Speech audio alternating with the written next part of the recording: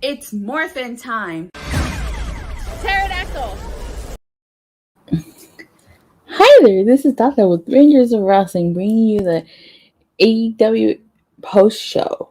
Alrighty, so AEW tonight made their debut on TBS and they kicked off with a bang. It started off with Bryan Danielson versus Hangman Adam Page for the AEW World Title. Wow, this match was amazing. Like, actually, no, scratch that. I don't think there's a single adjective that can describe this match. Like, I really like this match. I like how Bryan was doing jumping jacks in the middle of the match. Both Hangman and Bryan Danielson got busted open. Bryan kept targeting Hangman's arm after he hit that barricade. I like how they both flipped over the rope and landed on their feet. And then I like how Hangman started doing jumping jacks during during the match to mock Bryan. But like I said, they both got busted open during this match. And of course, Hangman Adam Page ended up victorious and retaining his AEW World Title. But there was a lot of finishes and a lot of false finishes and a lot of back and forth in this match. Honestly, I'm really glad Hangman Adam Page retained. I felt like it would have kind of been like the whole him winning, the whole built up to it would have meant nothing, in my opinion, if Bryan Danielson took the title off of him so quickly. And then we had MJF versus Captain Sean Dean, which didn't even get on its way because CM Punk came out and cost MJF the match. He actually attacked Sean Dean, and at first I was like, what did Sean Dean ever do to CM Punk? But then it cost MJF to lose the match because he got DQ'd. So after the match, MJF said that Punk is nothing without him and that he makes CM Punk relevant. And that Punk isn't the guy he used to be. And he says that Roddy Piper main evented WrestleMania, which is something that Punk never did, which is true. Punk never main evented WrestleMania.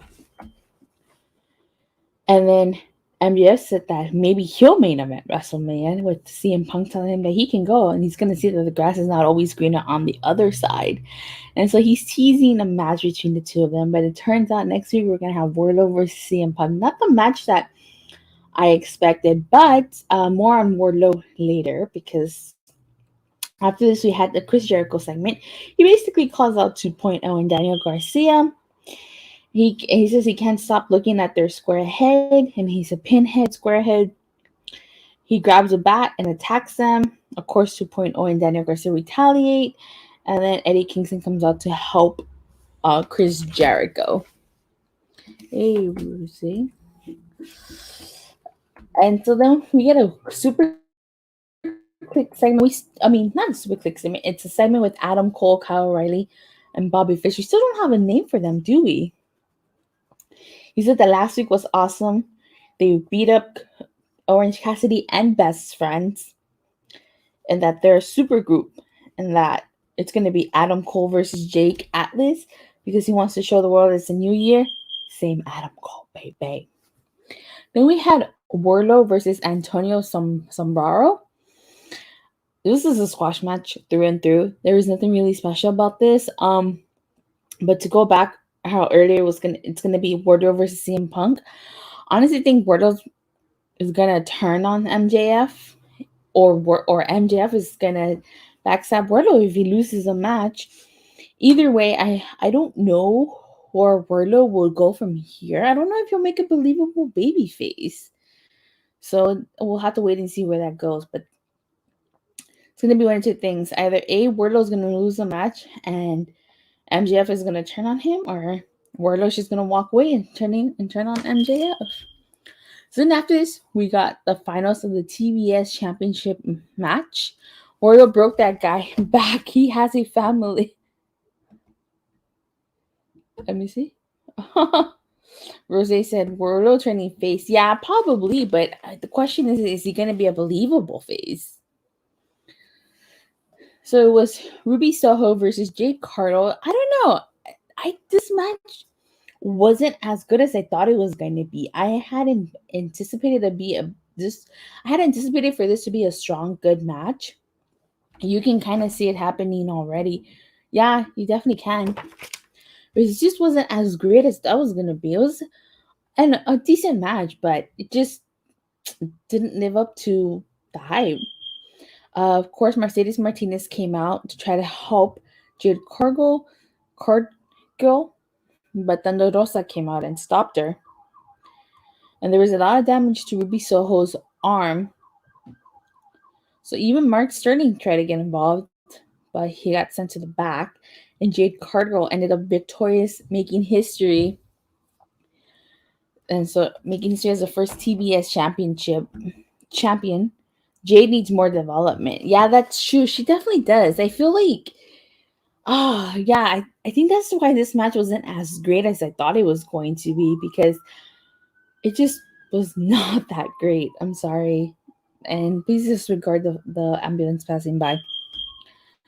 Then we get a Serena Deep segment, and she basically says that the reason why she's a professor in wrestling is because she's got a PhD in wrestling. And then next week on Dynamite, it's going to be her versus Sheeta again. So their matches have been good, but like, we got to move on from this rivalry. Honestly, we do.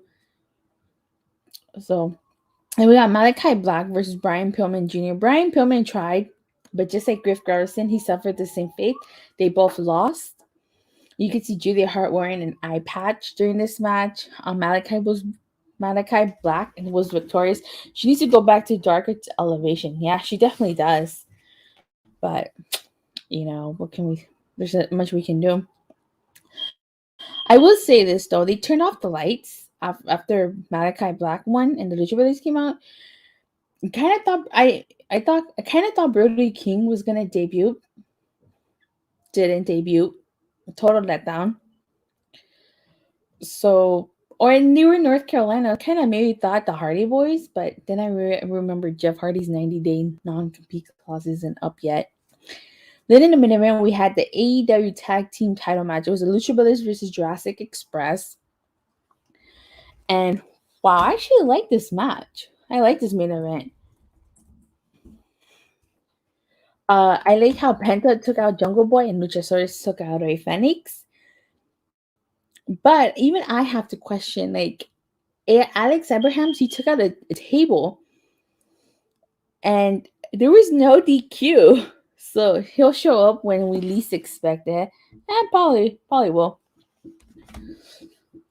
I like how Luchasaurus took Penta down and Fenix took down.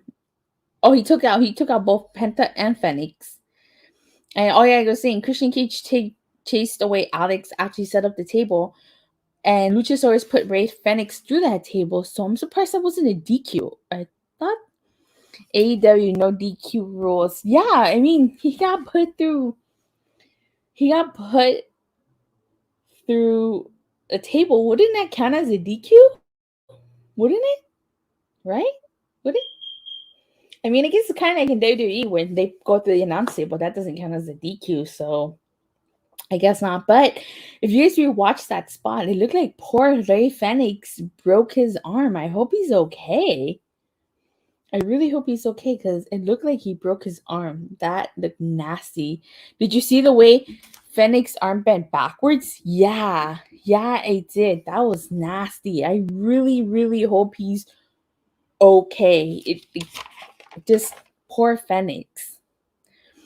So, and the winner was Jurassic Express. I was quite shocked that they became the new AEW Tag Team Champions. I was not expecting that, but I honestly feel like AEW wanted to kick off their debut on TBS with a bang, and so they gave them the belts.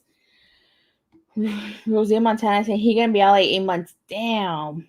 8 months? And dang, it's gonna miss half the year. He's basically missing Double or Nothing, and he's gonna probably miss All Out too. So he's probably not coming back to Full Gear, maybe.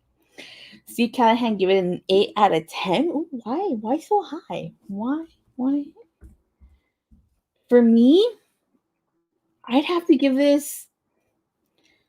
Fenix needs to tone down. He's too wild in the ring. Yeah, he is a little bit.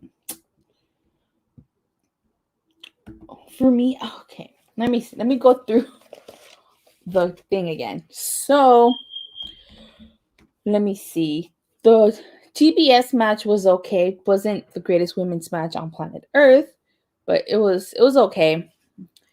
I could do without Wardlow versus Antonio Zambrano. So I'd give this. Oh, let me see. It's a type AEW simp. Who's the simp? It was good. It was good. I'm gonna give this.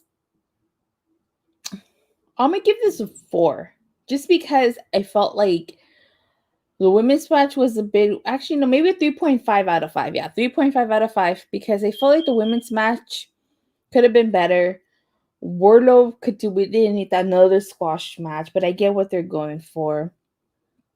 So those are my critiques for that. Like I would have given it probably just a solid 3 if MJF versus Captain Shawn Dean would have just been a quick squash match too. But I understand why that happened. But like I said, 3.5 out of 5 for me. Out of 10, Rose gave it a 7 out of 10. I'd give it, yeah, I think I'd give it maybe like a 6.5 out of 10, just for those things that I said. You tease Brody King, you don't deliver. So that's why I'm giving it 3.5 out of 5. Yeah, so that being said, let me see. Good review. Thank you, Steve. That being said, thank you guys all so much for watching, for your continued support. Help me get to 500 subscribers. Yes, currently on that road. AEW TBS is greater than Raw. Wow. Wow. Okay. Good review as always. Thank you, Rose. And thank you guys. Like I said, thank you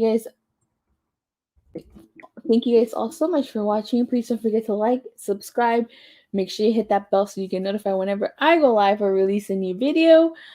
And I'll see you guys tomorrow after Impact Wrestling. Bye.